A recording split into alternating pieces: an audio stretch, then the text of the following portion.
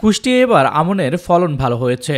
এরই মধ্যে মাঠে মাঠে ধান কাটা ও মাড়াইয়ে ব্যস্ত সময় পার করছেন এখানকার কৃষকরা। এবছর 2 টাকা বাড়িয়ে ধান 33 টাকা ও 47 টাকা কেজি দরে চাল কেনার সিদ্ধান্ত নিয়েছে সরকার।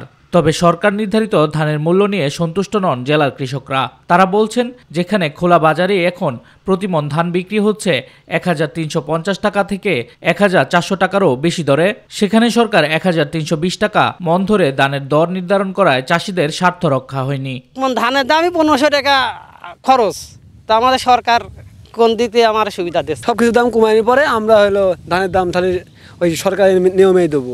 ক্ষোভ রয়েছে সার কীটনাশক সহ ধান চাষের সকল উপকরণের মূল্য বৃদ্ধিতেও।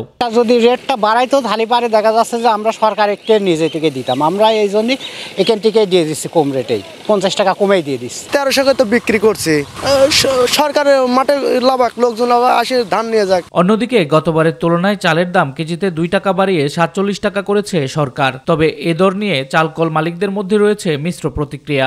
আমাদের মিল মালিকদের যে চালের রেট দিয়েছে, সে রেট হিসেবে আমরা 8-9 টাকা কেজিতে লস হিসেবে আসি। এখানে মেল মালিকরা চাল দেওয়ার জন্য মানে তারা সরকারের খাদ্যতে চুক্তি করছে, তারা চাল দেওয়ার জন্য আগ্রহী।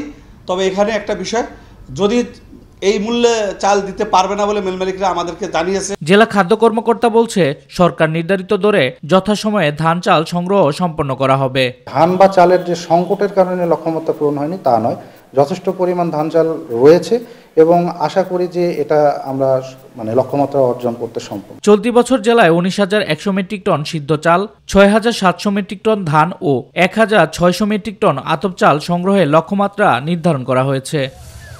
শামস তাবরিজ উচ্ছ্বাস, মাই টিভি নিউজ ডেস্ক।